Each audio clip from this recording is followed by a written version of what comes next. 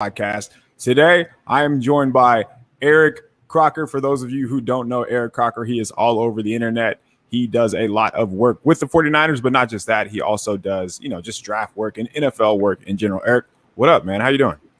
What's up, KP? Man, I'm excited to come on and kind of get this whole thing going today. This debate, man. I put my boxing gloves on. I put the tape around my wrist. I got ready to go for this. Ready to rumble.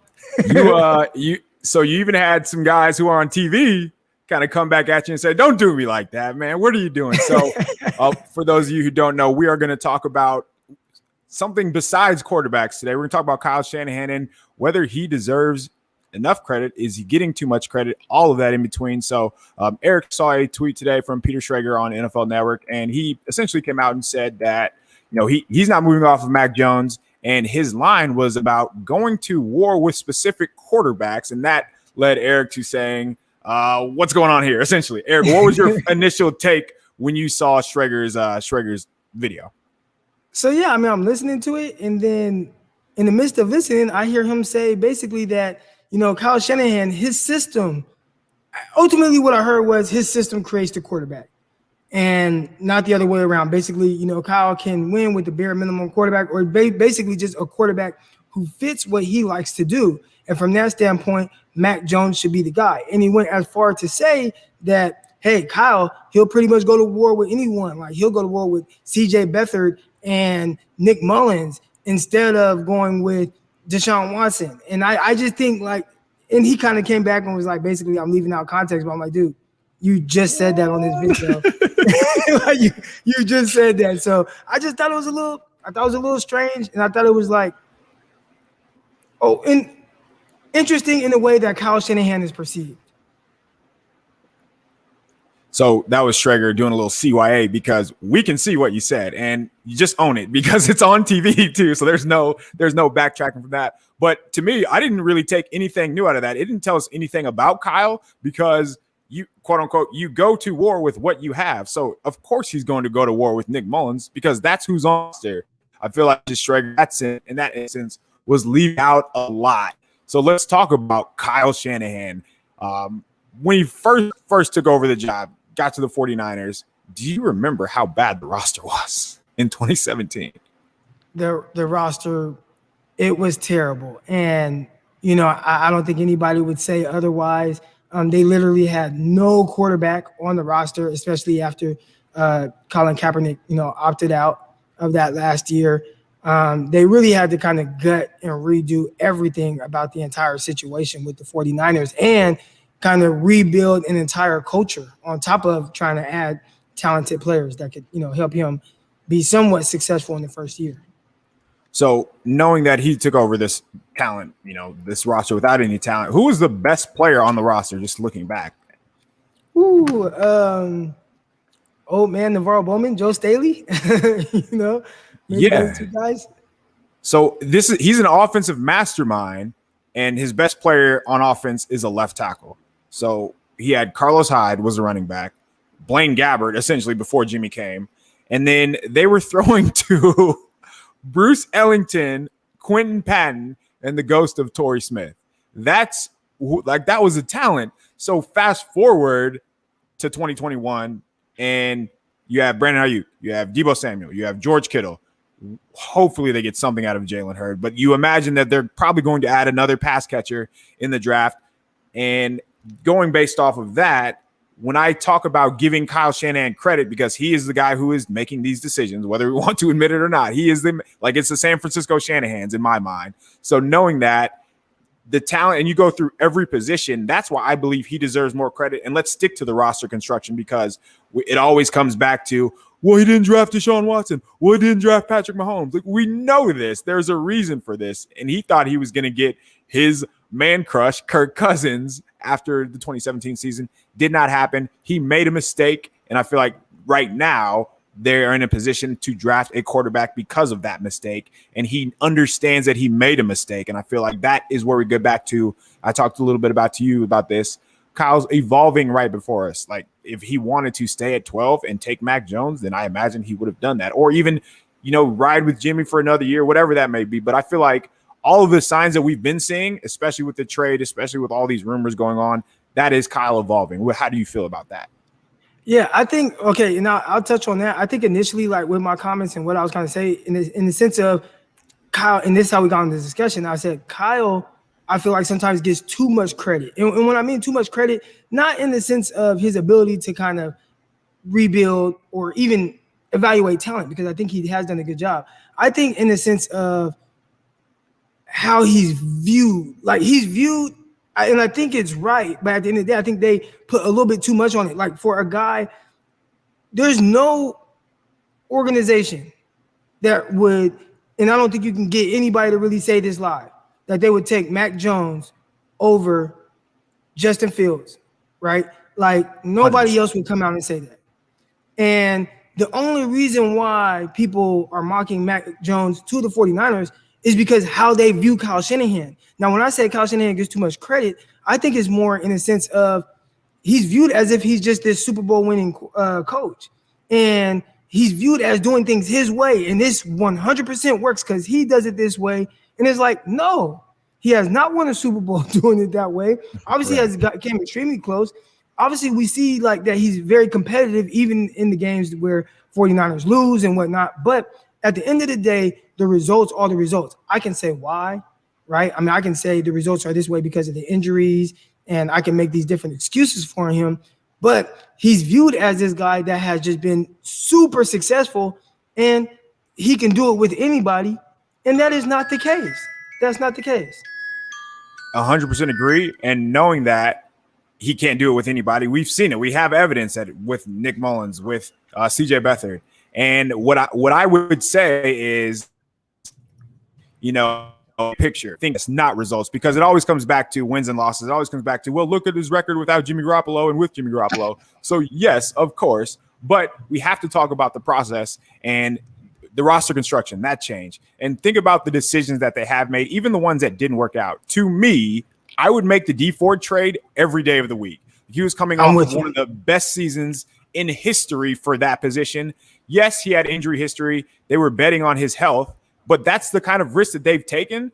And that those type of risks have often worked out, or they have worked out enough where they can continue to be aggressive. So these big swings that they've taken, whether it's Emmanuel Sanders trading for Jimmy Garoppolo was a big swing, a second rounder who really didn't play. And yes, they lost the Super Bowl with him, but Jimmy Garoppolo trading for him, I would make that move every day of the week, considering where they were at in that position. So when I think about just the credit that he gets, that's where I come to building Kyle up. Yeah, I think that he definitely has taken, a lot of hits in, at least 49ers Twitter, basically saying, oh, they don't take enough chances. And it's like, no, they've taken plenty of chances. They've traded up for guys. They've done a lot of stuff, and some of it has worked out. Some of it hasn't. I do think, and we kind of have evidence here, when they have gone more the quote unquote safer route, a lot of times they've missed on those things, right? When you look at their first pick, right? Solomon Thomas, that was supposed to be like, okay, let's set the stage for how this is going to go going forward, right? And you look at what they did. They drafted Solomon Thomas. He's not even on the team anymore. I would say they took a big swing on talent with Foster. It didn't work out. And then you see the next year, you got Mike McGlinchey right there. And, you see Mike McGlinchey, and it was almost like McGlinchey is the safe pick. He can come in, he could be good. But you passed on like Derwin James and Minka Fitzpatrick, who were all pros. And like, it would be one thing if I wasn't screaming, take one of these guys, but I was like, it's gotta be Minka Fitzpatrick. It's gotta be him. He's this transcending difference maker on your defense. You can use him all these different ways.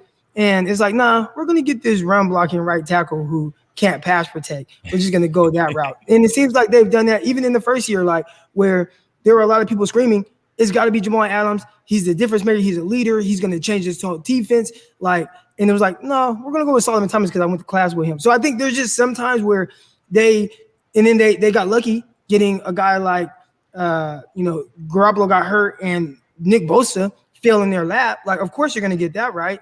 But you can keep going on and on about guys where it's like you have these chances to get these high-end players and you pass on them for even more of a safer guy. Even with Debo, I love Debo, but I was higher on DK Metcalf. And it's like, nah, we don't want to take this risk on this 6'4", 230-pound, 4-3 running receiver that's a vertical threat and he can win at all areas. No, let's not do that. Let's get Debo because that's safer. He fits what we want to do. And obviously Debo has worked out very well when he's healthy, but he still ain't DK Metcalf. And I just think we've seen that too many times with them where, and I see Mac Jones getting mocked to them, and it's like, well, yeah, we don't think that he would do that, right? We think he has evolved. You talked about it, his thinking, his process. I can talk about how I've evolved with how I view quarterbacks. But at the end of the day, they have gone the more safer route in their eyes. And every time they've done that, it just has not worked out. So my pushback to what you're saying is, especially about Solomon Thomas and then Mike McGlinchey, would be the process. So John Lynch has been very, very clear that he wants to build through the trenches. Building through the trenches as opposed to drafting a safety, as opposed to drafting whatever skill position might be early in the round. Like, I can understand why you would lean that direction. Obviously, Nick Bosa fell in their lap. They don't get any credit for taking Nick Bosa. There is a history with Trent Williams. They really, Shanahan probably shouldn't get that much credit for, having Trent Williams, because if they didn't have that previous relationship, Trent Williams would not be here right now. But I don't really fault them for taking McGlinchey over a safety, considering that's what they need. Like, they want to run the ball. Kyle Shanahan wants to run the ball, protect the ball. That's how his style was at the time. And then Solomon Thomas, I mean, as a draft, both of us watched the draft. I don't know how you felt about Solomon Thomas. I did not think he was a first rounder, but the whole Stanford connection and that thing didn't work out. Anyway, I still think when you take over a regime, how long do you get a pass for the success? You have a process. You lay out what you want to do. The 49ers were clear that they wanted to build through the trenches. So they took Thomas, they took McGlinchey. Do you give them a pass for the first 2 years knowing that? Or like what would you go with that? I think you definitely have to understand that there's going to be a process, and especially when you have that type of roster turnover. So him winning or a lot and going to the Super Bowl in year 3, I think that probably superseded any expectations that people had going into that year, especially coming off a year where Garoppolo had a torn ACL and he's trying to get back healthy and whatnot. I think my bigger issue with how he's perceived, and again, I understand why. I understand the context of all of it. But the fact of the matter is, in how he's perceived, dude, you got 3 losing seasons in 4 years. You're going to the Super Bowl twice in the last 4 years, and you haven't won. You've seen each time that maybe you can point out a play here and there, or maybe this guy, he didn't, the quarterback didn't make this read, and maybe if it was somebody else, you feel like he would have made that read. But at the end of the day, he did not make the plays that needed to be made. And if you kind of go with a guy like Mac Jones, which everybody thinks he's going to go with, I think you're like a little hamster on a little wheel running in circles and doing the same things over and over that have not led you to having the success that I feel like people view him at. Like that, and that's my thing with the credit. They view him as this just Super Bowl winning, can't miss head coach. And my pushback is, I feel like he has that ability, but he can't do it on his own. He needs somebody that can help take this thing over the top. But they view him and they talk about him as if he doesn't need that. He doesn't need anybody to take him over the top. All he needs is somebody that fits what he does. And I think that's just wrong. And that's where I come in saying I feel like he's getting too much credit. I understand the rebuild. I understand how long that process could potentially take. I do think year 3 is about the time where you start to see things going his way. Definitely wasn't expecting a Super Bowl run, but now we're back to square one and picking in the top 10. Or was picking at 12, but we're back to that square one of where we really were year 1. So that's probably due to a lot of Kyle and the regime's just stubbornness and ego getting in the way of, hey, if he's injured, he might work out or whatever, like just along those lines. You've seen it on a couple different picks in a couple different situations where you just eventually have to stop betting on guys getting injured. But we go back to year 3. Does the Super Bowl appearance validate Shanahan's process of building through the injuries, taking big swings on guys? Because you mentioned the roster turnover. The roster today is night and day from when they took over, even night and day from 2018. I feel like in 2019, they were ahead of schedule. I remember writing about that quite a bit. Like they weren't supposed to make the Super Bowl in 2019, but everything came together. They had enough health and enough talent where they were able to overcome the injuries that, did happen later on in the season. But to you, do you think that validates Shanahan's thinking, the fact that they made the Super Bowl? I think it puts him in the right direction, right? It's like clearly it's like you have a good mind for the way that you guys want to build this team for it to be successful. But I do think, especially when it comes to the quarterback position, which is the most important position on the field, this is going to really define where this goes. And not just for this. I think everybody looks at like, well, what's going to happen this year, even with the rookie quarterback? And my thing is, okay, that's cool. Like, what's going to happen 4 years from now? What's going to happen 6 years from now? Like, what longevity are you building? This is supposed to be a pick that changes the whole trajectory of this franchise. 49er fans, man, like since 2003, we haven't had any sense of consistency. You had a few good years with Harbaugh, then they blew it up. Like, we haven't had any type of consistency. And I feel like where we're at right now is where we've been for the better part of the last 20 years. You know what I'm saying? So it's like, what are we going to do to get out of that? And I really feel like Kyle is going to have to get out of his own way. And again, we're going to find out real quick. And I'll kind of talk about like my thought process and what my friends would tell you, right? Because Chris Sims comes out. You see the trade. Chris Sims comes out. Boom. He's doing this trade for Mac Jones because Mac Jones fits. And I know I've talked to my buddy. I know how he views quarterbacks, right? He wants these processors. He wants this, wants his play ran this certain way. All right. I too was that same guy.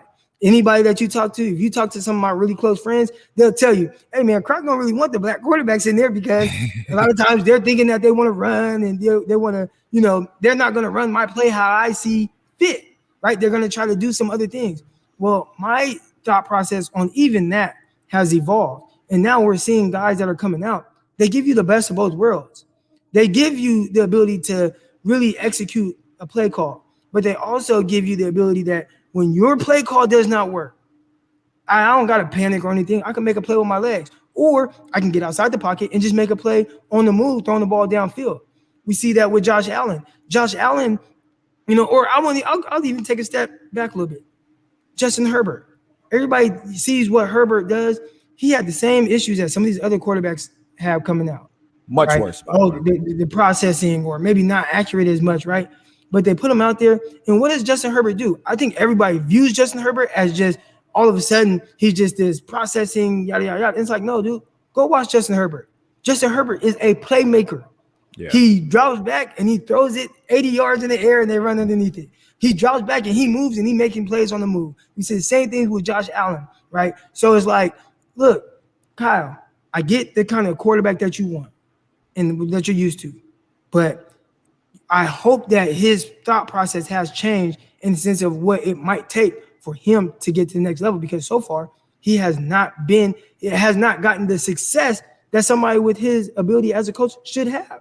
And that's winning 2 Super Bowls. He should have 2. I don't think the 49ers moved to number 3 without the thought that they're going to take a playmaker, which is why this Mac talk is so silly to me. And just going back to why we're here, being Mac being tied to Kyle, it feels like there's a lot of tunnel vision because Kirk Cousins threw 48 passes for Kyle Shanahan 8 years ago, or because they traded for a second-round quarterback, Jimmy Garoppolo, after they really had no other option. So those two, and even Matt Ryan, in a sense, but Matt Ryan is a lot better than what he's had, and he was also healthy. So we've seen Kyle Shanahan look defeated on the sidelines. He has what I call Shanahan shenanigans whenever his QBs didn't make plays last year. Like, he was evidently frustrated. That's not going to happen, as you mentioned, with a playmaker under center. He kind of told us after the game, after the Monday Night Football game against the Buffalo Bills, they didn't have an answer for Josh Allen. Like, there was nothing that they could do. Every time he dropped back, you mentioned like the style of Herbert. Whatever Allen did that night was going to work because he was just better than everybody else. Saleh had a great game plan, did not matter. That is the type of quarterback that you want to draft early, which is why, again, I think it's going to be either Fields or Lance because they make plays.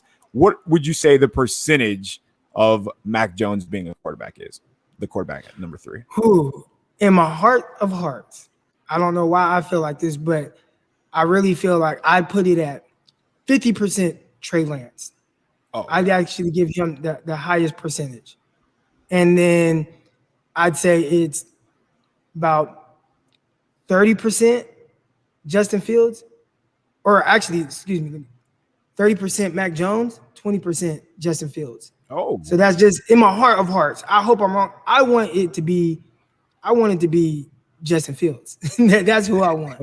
But in my heart, I feel like Trey Lance is probably the guy that they're going to go to. If I had a gun to my head and I had to just put money down today, I'd say it's Trey Lance. If it's not Trey Lance, I feel like there's a real chance because of the guy that he has typically liked. I think that Mac Jones can definitely be that guy. I wouldn't do it. There's no way in hell I would trade 3 first-round picks for Mac Jones and what he essentially is. You know, I couldn't do that. Or not trade 3, but use 3 first-round picks on one guy like that. But Kyle, there's a lot of people that's like, is Kyle just going to get his guy? And I think that's where you can see that possibly happen. So I would go reverse. I would go 70% Fields. I would go 25 Lance, and I'm going 5% McCorkle. And the reason I'm doing that is because prestige means a lot to Kyle Shanahan, in my opinion. And you could just, like, he is an egomaniac, is how I would describe him. He believes in himself a lot. And knowing everything that has happened to him, Fields is a perfect fit because we've seen him play through injuries. We've seen him respond to adversity. We've seen him play at the very, very highest level. Also, when people talk about upside, Fields is the guy. When we're talking about the most talented quarterback, maybe among all these guys, Fields is a guy because we've seen him do it against head-to-head Trevor Lawrence, against the best of the best, and Fields has always come out on top. He in the pocket, he makes guys miss. He makes free rushers miss, which Kyle Shanahan has spoken about where, hey, I need a guy who can help me out, who can pick me up. That guy is Fields. And just with his experience, 2-year starter at Ohio State, also played as a freshman in Georgia, probably should have played if their head coach had any sort of brain, but that didn't happen. Yeah.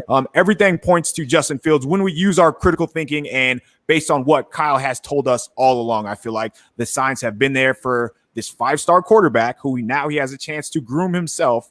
And the offense will look a lot different, but he might have to slow roll him. But once the offense essentially gets to, year 2, year 3, I feel like Kyle Shanahan will be able to get back to his 2016 Atlanta Falcons, where they were able to throw the ball down the seam, throw the ball outside the number, do a lot of different things on offense that he just hasn't been able to do these past 4 years. So that's why I feel like it is Fields, because he is the best of all worlds in this sense.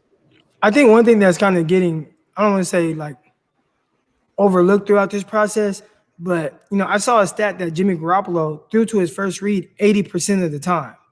So, I kind of look at that and I said, and for some of these guys who they say might struggle a little bit with processing or might not 100% have a grasp on everything that Kyle Shanahan wants them to do, it's like, are we saying that Trey Lance or Justin Fields can't throw to their first read 80% of the time?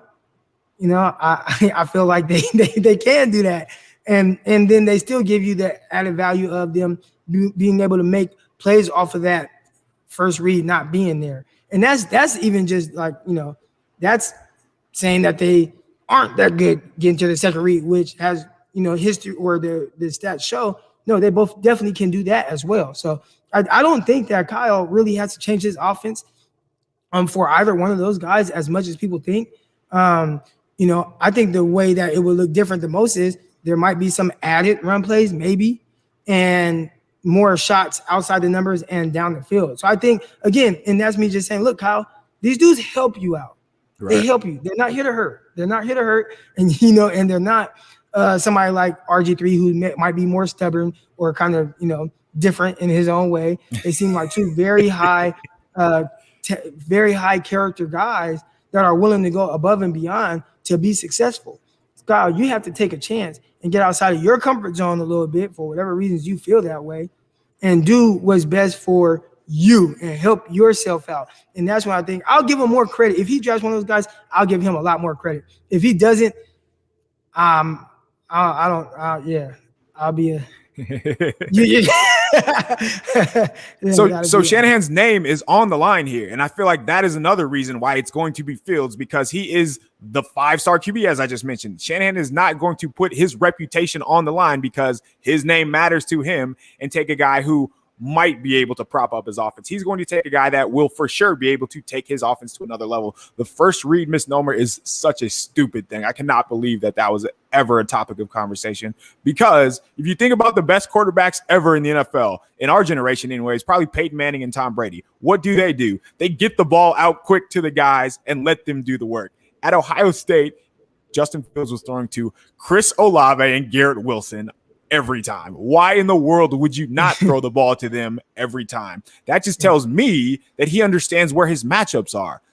Kyle Shanahan, the way he draws up plays, he's going to get he's a matchup play caller. So again, like, the signs keep pointing to Fields, but again, I go back to his reputation, and that's why I think that it's going to be Fields. But let's get back to Kyle Shanahan, the coach himself. What would it take? Like, let's say that it is Fields or it is Lance. What do you think? What will this do for his reputation? Do you think there is? How about this? Let me spin it this way. Can you see a scenario where those two don't work out?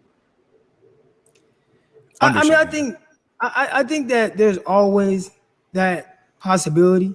I would say for any of these guys, and not even just the two guys that you mentioned, but for any quarterback in this class, if you go to the 49ers, I think you have a much higher chance to succeed because of the talent around, because of the offensive-minded guy that Kyle Shanahan is, because Kyle was able to make an undrafted, weak-armed, slow-footed Nick Mullins look like a guy that could potentially be a starter. Now, obviously, once the more he plays, you see now he does not have that type of talent. But for stretches of time, he made Nick Mullins look like he could be a starting level quarterback in the NFL. So I would say, like, and not just for Trey Lance, not just for Justin Fields, but any quarterback in this class, you should be more successful given the talent that they possess with Kyle Shanahan. But when you talk about Trey Lance and Justin Fields, they just make it to where not only does Kyle make you successful, but you make him successful. And I think that's the ultimate thing we're looking for here, a quarterback that can make him successful. I talked about it on Twitter. Andy Reid has been extremely successful over 20 plus years as a head coach. It wasn't until he got Mahomes where he finally won a Super Bowl. And you look at Mahomes and you look at Andy Reid. Andy Reid comes from that West Coast offense, that coaching tree, right? He went kind of, I don't want to say away from the West Coast principles, but he changed his style of play or style of play calling for this young Patrick Mahomes, who was definitely opposite of whatever Alex Smith was, and they had success with Alex Smith. But this guy is complete opposite of that, and he figured out a way to where he's the most dangerous quarterback in the NFL. It's like, so Kyle, can you do something similar with one of these very talented guys? And I think that's the question Kyle's going to have to ask himself, but I definitely think that they can be successful. Both of them. So Mac Jones needs Kyle Shanahan. Kyle Shanahan does not need Mac Jones. Fields and Lance need Kyle, but Kyle needs them as well, based on what we've seen. Right. And when I ask you, do you think that there's a chance that they would not succeed? Do you remember Thursday Night Football this past year where they were playing the Packers, and it was essentially the Richie James show? He was wide open all of the time, every play against a playoff team, the NFC Championship team, who probably should have been in the Super Bowl. But that just that reference alone gives you an idea of how he always has guys open against a playoff team, despite the lack of talent in that situation. So I don't see a scenario where a guy like Trey Lance, a guy like Justin Fields, even Mac Jones, like if they take Mac Jones, he's going to be good on the 49ers. Let's be very clear about that. That doesn't mean that I don't think he's going to be the pick, because you're not going to trade up that draft capital for him. And again, going back to Lance and Fields, they elevate, whereas Mac just kind of, leaves everybody as it is. I don't know, man. I just have a hard time believing he's not going to take a guy who will be good not only next year, but year after, because all this talk, the television with Mac Jones, to me anyway, seems like everybody's just focusing on 2021. What does Kyle want right now? They would not have traded multiple first-round picks if they were just looking into next year, which again goes back to, if we just seen the growth of Justin Fields at Georgia in 2019, in 2020, like, what is he going to be next year? Or by year two, he's probably going to be one of the better quarterbacks in the NFL.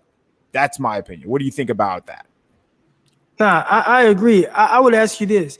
If Kyle does take Mac Jones, What does that say about Kyle? What do He, you think? Like, does it say that does he want the credit and that's why he keeps trying to go with this guy? Or, you know what I'm saying? Like, what does that say about Kyle if he does take a guy like Mac Jones? And that kind of gets to the point back to, where we started with all this. Does he get enough credit or not enough credit? Does he want the credit? And that's why if he drafts a guy like Mac Jones. That's where we get back to him being an egomaniac and he wants to play quarterback, essentially. That's what, if he were to trade this draft capital and select Mac Jones, that's Kyle telling us he is the quarterback. He makes the decisions. He just needs somebody under center to throw the ball where he tells them to throw the ball.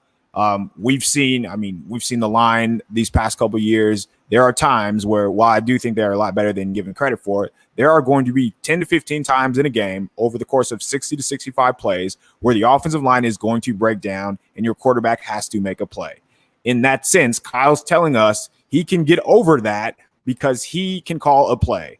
That is not like, that's just him telling us also he lied to our face and he didn't evolve at all. Because if we see the way the game is trending, you mentioned Josh Allen, you mentioned Justin Herbert. Look at Kyler Murray and what he's done in Arizona. Like, we have firsthand information of quarterbacks need to be able to create for themselves. Mac Jones cannot create for himself. And we have a lot of evidence, despite the media or whoever, all the draft analysts,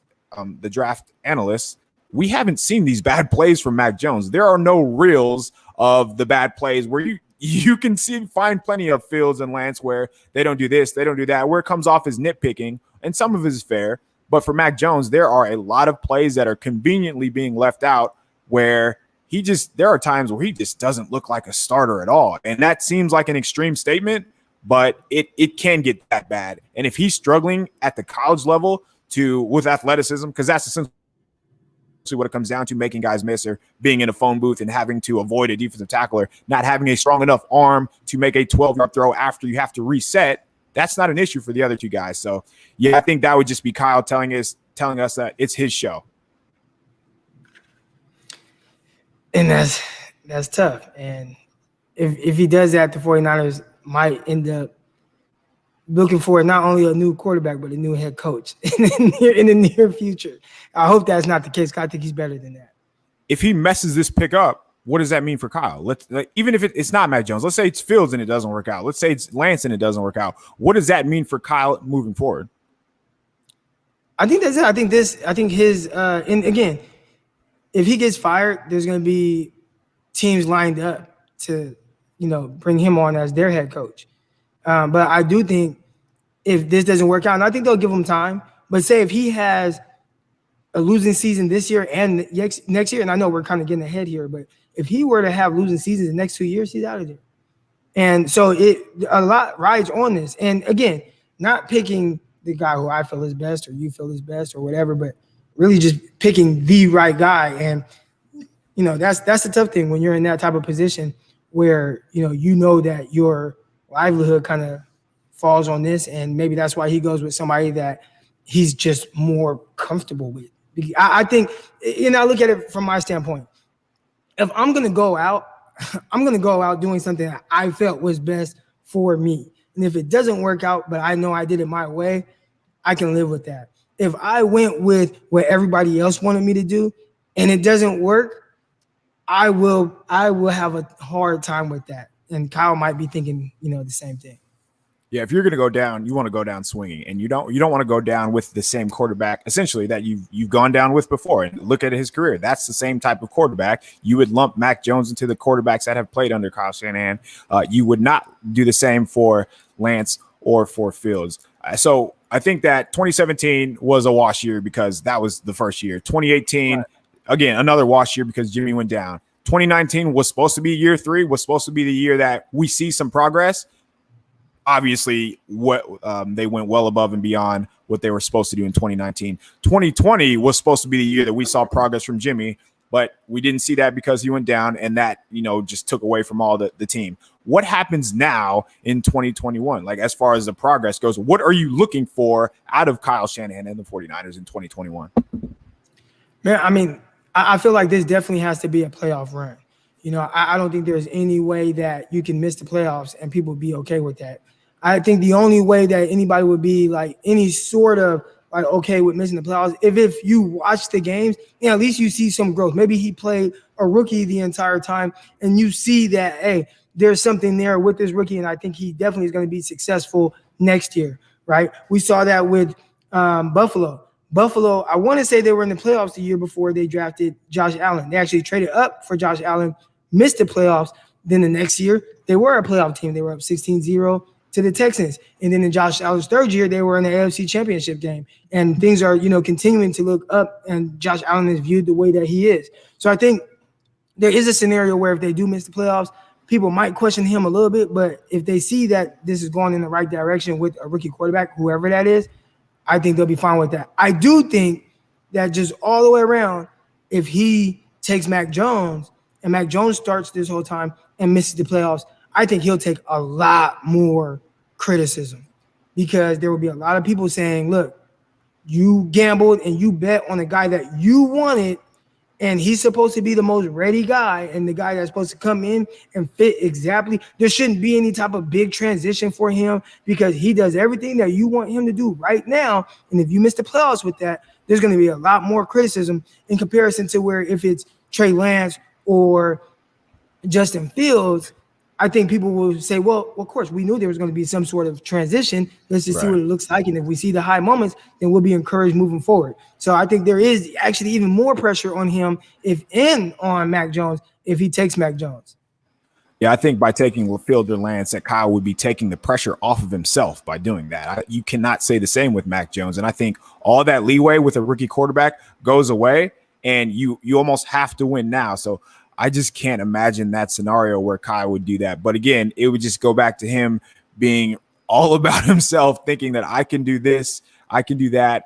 But they'd have to outduel a lot of people. But I also don't think when I say outduel, like Stafford, because the Rams are not the Rams of yesterday anymore. And you have to imagine the Cardinals are going to be a lot better with Kyler. And now they have, they added J.J. Watt and whatever A.J. Green gives them in their draft. So, and then Russell Wilson is still in the division. And as long as that is the case, they're going to be a pain in the butt. So, I mean, you talked about, and we kind of started this whole thing with, does Kyle get enough credit? If he takes Mac Jones and outduels Stafford, Murray, and Russell Wilson, I'll give him all the credit in the world. Go. You'll never hear a peep out of that conversation from me again.